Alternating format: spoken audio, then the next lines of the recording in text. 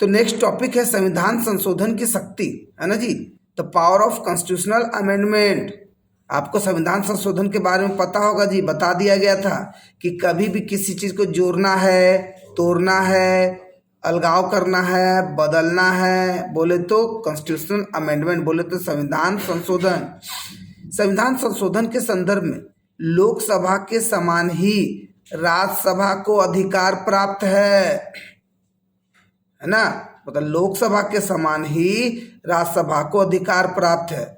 संविधान संशोधन विधेयक दोनों सदनों में से किसी भी सदन में प्रस्तुत किया जा सकता है।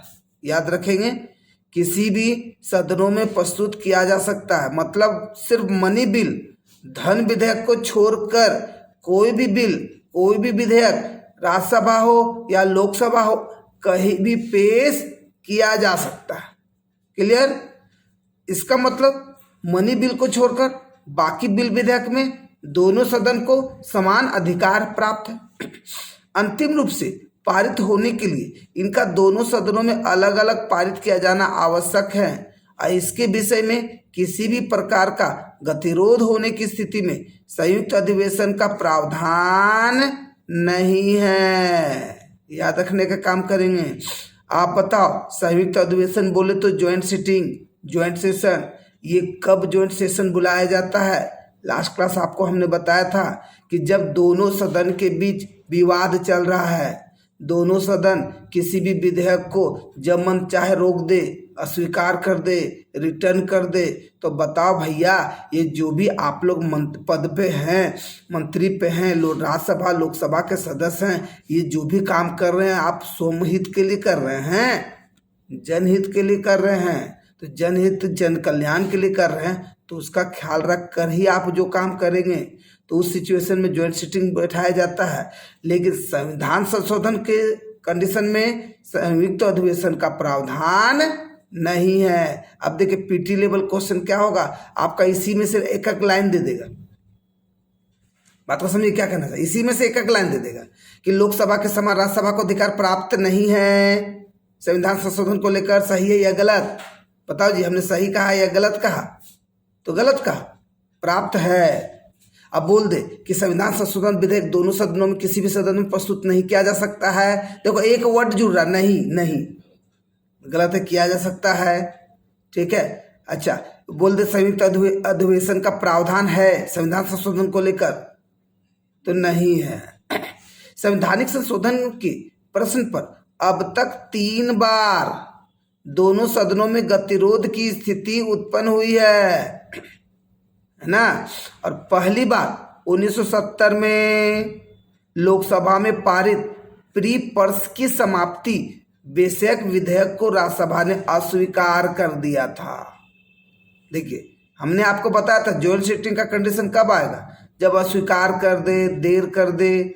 तो संविधान संशोधन के मामले में क्या संयुक्त अधिवेशन का प्रावधान है? नहीं है। लेकिन 3 बार ऐसे कंडीशन आए हैं।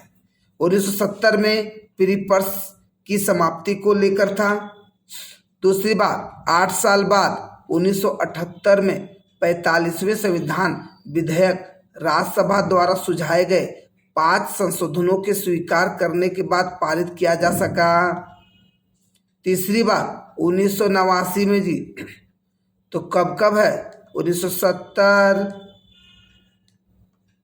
1978 और 1989। याद रखने का काम करेंगे जी, 70, 78, 89। इसमें लोकसभा द्वारा 64वें और 65वें संविधान संशोधन विधेयक को राज्यसभा द्वारा अस्वीकार कर दिया गया था।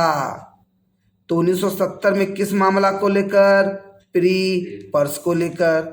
78 में 45वां संशोधन को लेकर। 89 में 64वां और 65वां संशोधन को लेकर। अब तक केवल एक बार राज्यसभा में संविधान संशोधन विधेयक प्रस्तुत किया गया है।